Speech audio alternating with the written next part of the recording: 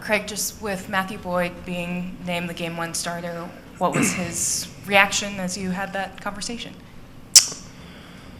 Not much of a reaction. I think he was expecting it. He's ready to go.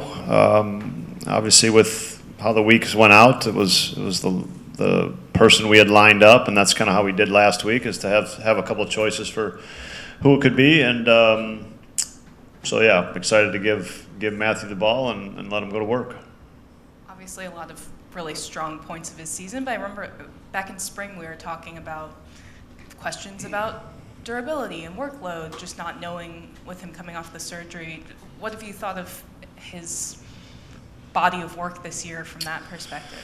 Yeah, look, being a major league starter is a hard job, and I think that the mark that those guys all use to judge themselves is did I make every start, and that's what Matthew did this year. He took the ball every time, made every start, and that's a great accomplishment. And I know that's something that every major league starters take a ton of pride in. It's hard to do. It takes a lot of discipline and work to get that done. And he's done it really well. The season is never a straight line. There's going to be ups and downs to it, and you gotta make adjustments. There's people on the other side that are trying to beat you. So we're lucky to have Matt. He's a big reason why we're here. He's been our consistent, take the ball every time starter, and you're happy to hand the ball to a guy like that. Tony, down here on the right. Greg, given the fact that you guys gave yourself a couple options at the beginning of the week, and given the fact that Imanaga pitched so well against the Padres, how'd you guys end up landing on Boyd? Well, a little bit of it is like he's got the most rest, and I still think that matters a little. If you can get guys rest at this time of year, I think that matters. And I think, frankly, like Matthew's just throwing the ball well. We like how he's throwing the ball. He's pitched well against the Padres, I feel like. That probably played like 1% into this because feels like another lifetime ago. But, we've got to cover 27 innings, you know what I mean? And so it's going to take a bunch of them to cover 27 innings. Go to Bruce in the front. Craig, how does your internal managing... This used to be the COVID training room for the visitors, Bruce. Did you know that? Do you have a mask I can borrow? Yeah, this was the training room in the COVID era. It's good to know. Thank you. How does your... I love interrupting you, too, by the way. That's too... How was lunch today? Did you have a good lunch? Excellent. How is your internal managing clock and mechanism work differently in a 2 out of 3, you win or goodbye series? Well, I think, you're gonna. I think both teams, every team that's in this series, understands that kind of like every inning is a leverage inning, if you want to say it like that. You treat every inning like that, right? I think at some point in a game you think about a game 3, but that it's going to take a bigger separation in a game to do that, and at some point you have to do it. But that's how you think of it. I mean, you got 2 games and you're going home, and so that's going to make every decision logically just move faster. And but at the same time, you could have 3 games. You could have there's a possibility of a 13-inning game. So you got to keep those things in the back of your mind. But I think knowing that you got to win one of the next 2 games or you're going home, everybody's going to be pretty aggressive. 4th row on the right, Jesse. Back to Boyd. When you looked under the hood, do you think the 6 days between his last 2 starts made a big difference, and now he gets 5, and that could make a difference as well? I mean, we wanted to give guys as much rest as we could, and we thought we had the ability to do it. So there was certainly a point to giving these guys more rest. I think this is a difficult time of year for every starter, and the end of the season is a difficult time of the year. So that was our thought, certainly, is to give all of our starters, just trying to give them rest when we could give them rest. Does it make a difference? I don't know. I'm not sure, but I think at this time of year when they've pitched a lot of innings, and I think rightfully you think there's some fatigue for every guy out there. More rest is better. Did you think he had some crispness in that last start that maybe he didn't have before? Or? I thought he pitched well. I mean, crispness, I thought he pitched really well. I mean, nothing's, in terms of I think Matt's been throwing the ball all right. I think he's just if you go back a couple of starts, I think he's got himself into too many bad counts. I mean, that was just what happened to him, and we've talked about he's been great at times of just putting a hitter down in the count immediately, and then he just creates such an advantage with his off-speed stuff. We'll go across the aisle to Steve. Greg, I was going to ask you how your lunch was, but that got taken. Yeah. A couple parts. Do you feel any anxiety or nerves, whatever the right word is, relative to how long it's been since you've been part of a playoff series win? And does how you would define success, this endeavor, this season, hang on that to any extent? Do you guys have to do some winning for it to have been, success? Yeah, I mean, it's like deep philosophy. It's like that's SNL skit a little bit, but it's I don't like the philosophy of what is success. I don't know. I mean, we're trying to win the game. That's as far as I'm getting, man. I'm trying to win tomorrow night. I'm not thinking past that. That's where I'm at. Paul on the right, in the back. So then we should. You guys can decide that. Honestly, you guys write whatever you want. You guys decide that. It's not going to bother me. I'm just trying to win the game. I'd be disappointed if we lose, for sure. So we shouldn't ask you if Shota is game 2? You can ask. Is Shota game 2? We'll let you know after game 1.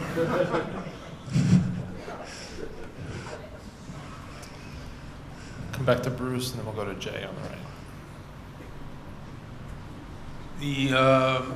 As we talked yesterday before the game, everything's on the board for you guys when you're thinking about getting ready for these games.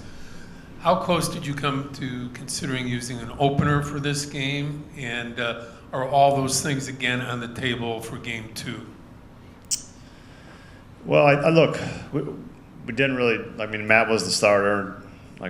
He's going to start. I think the thing that differs the most about a 3-game series and a 7-game series is that the result of game 1, really impacts how you look at game 2. So I think that means you have that. That's why I would always leave it open. I just think the result really impacts how you think about game 2. Jay, third row on the right. Craig, we talked to Miguel Maya, said he feels 100%. Can you take through your thought process in terms of whether or not he'll be included on this walk-on roster? What do you need to look for? Yeah, we're still having those conversations.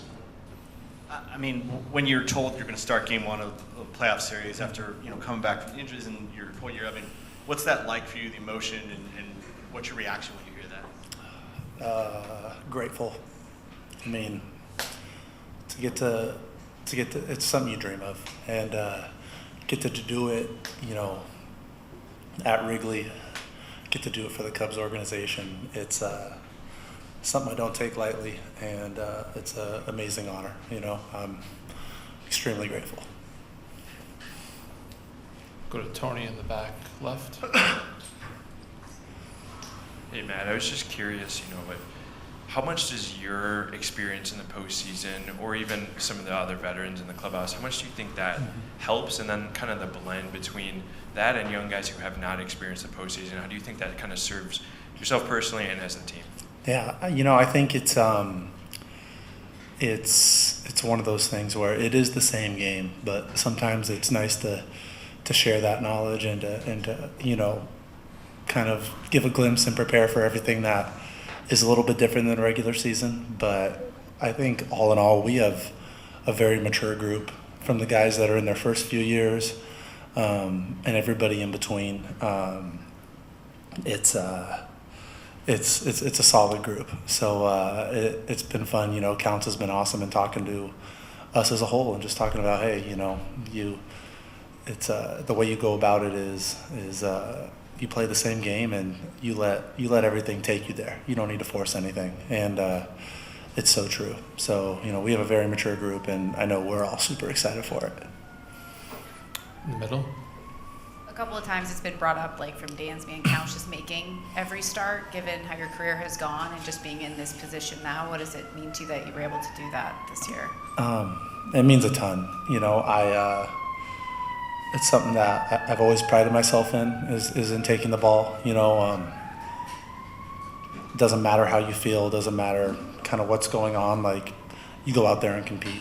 And obviously, I haven't been able to do that since 2020. You know, when we all kind of made short seasons. But you know, I'm really grateful. There's a lot of credit that's due to the training staff, to Tommy, to Counts. You know, they took care of me this season in the best ways. You know, they didn't push me when I need and whatnot when you know, the games dictated it, and we just had a lot of open communication, and a lot of credit's owed to them. You know, it was they laid the groundwork out in spring training, and I'm just I'm grateful that, you know, we were able to do it together, and grateful that I'm able to, you know, enter into this postseason, you know, feeling amazing. Jesse, fourth row on the right. Matt, when you face a team that's heavily left-handed, but Machado and Tatis are right-handed, do you sort of go into it thinking, okay, can't let those two beat me kind of thing? Like, do you navigate around them a lot to get to the lefties? How does that work a little bit? I mean, you got to attack every hitter the same way. And those guys are extremely talented. They're talented if you're right or left-handed, you know. So you go out there, you pitch your game. Sometimes situations dictate maybe something different, but all in all, you attack, you know, every hitter, but every single pitch the same way. And you go out there and compete. The belief that this group has in each other, can you describe just how you guys come together? And really, it feels like it started in spring training, but what you notice about this group, because I feel like it can get overlooked a little bit. Yeah, it's I think it's been really cool is that through the ups and downs of the season, our belief hasn't wavered. Our belief in, you know, where we believe we stand in the overall, you know, calculus of this league and whatnot, and who we are. And I think those days that we had in Tokyo, those games we had in Tokyo, really brought us close together. You know, it was just us and our spouses in a foreign country for a week, and it led to a lot of good memories. It led to a lot of cohesiveness, and it set the tone through the year. And through every trial, you know, whether someone has gone down, whether it's been a rough patch, or, you know, the mentality has stayed the same, the tone has stayed the same, and that's huge over the course of, you know, 180 days plus, and definitely something that's special about our ball club. Go to Andy towards the back in the middle. You faced the Padres twice this year. How much do you take from those games? I know they were way back in April, or do you kind of erase what you went through because it's been so long?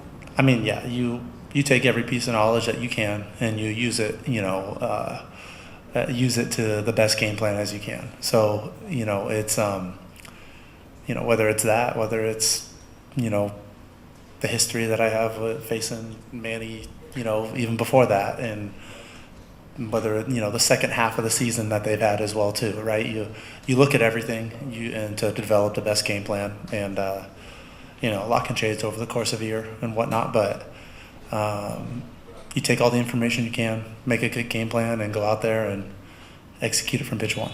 Just one follow-up. You mentioned Manny. He mentioned you guys have known each other for a long time. Yeah. What's kind of that relationship been like, and what's it like going to be facing him in a setting like tomorrow?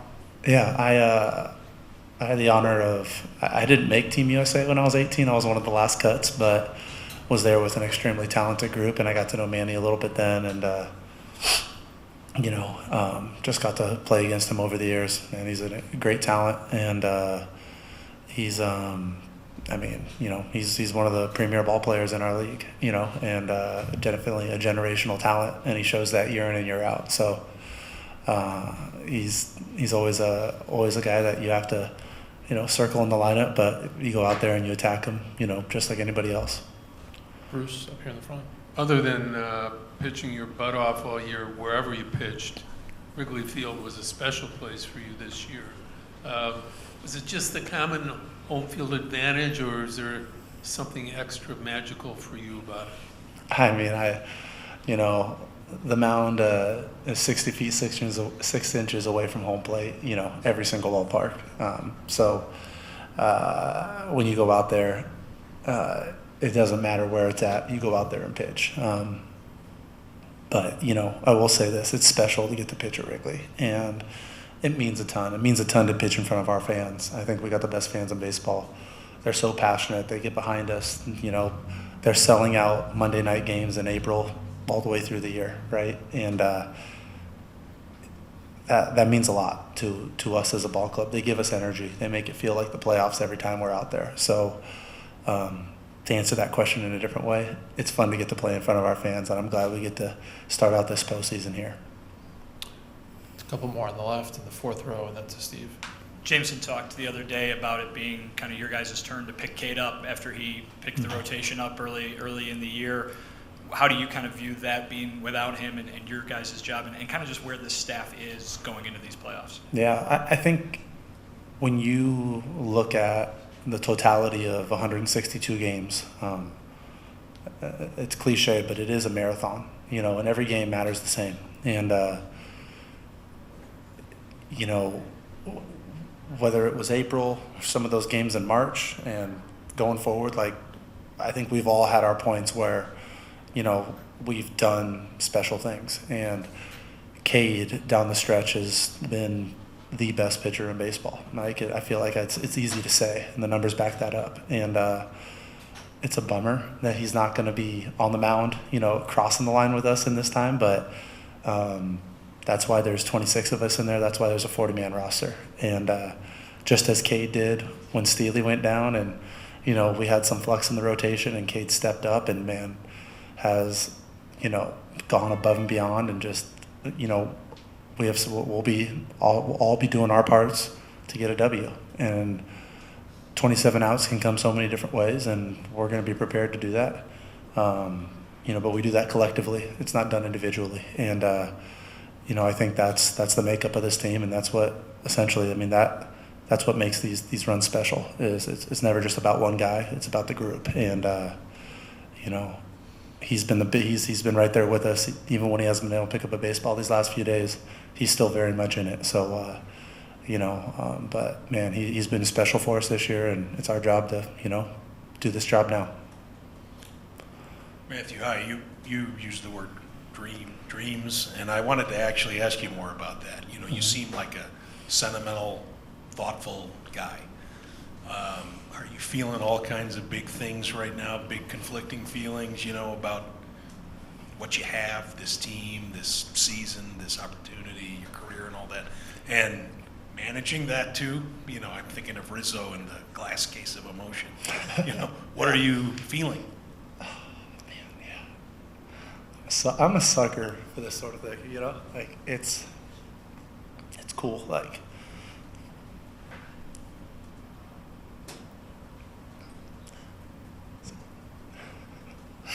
funny, man. You think about a career, think about what? How ridiculous, man. This is cool because it's cool for so many different reasons. It's cool because you never know when the opportunity presents itself. I waited my first 8 years to get the chance of a postseason. Didn't really get to be a part of it. On the field, I only threw one out. You never know when the opportunity is going to come again. To do it with the Cubs, to do it with this group, it will never be like this again. We come back here, the personnel will not be the same. It's a special group. It's a good group of guys, and it's unique to this moment, and that's it. To get to think that I would have got this opportunity knowing everything about, like, grandfather growing up here, being a Cub, it's cool. And, yeah, I mean,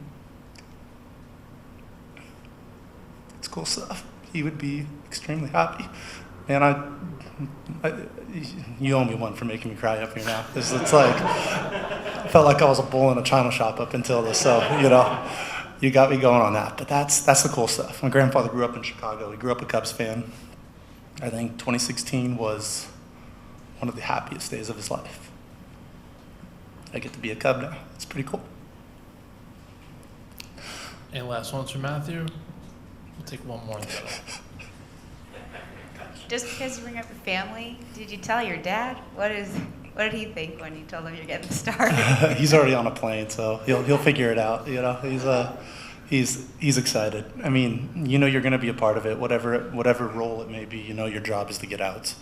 So, you're just preparing yourself. Hey, I'm going to get outs on Tuesday, and whatever the role is or whatnot, I'll be prepared for that. But yeah, everyone's excited. Family's coming. It's going to be fun.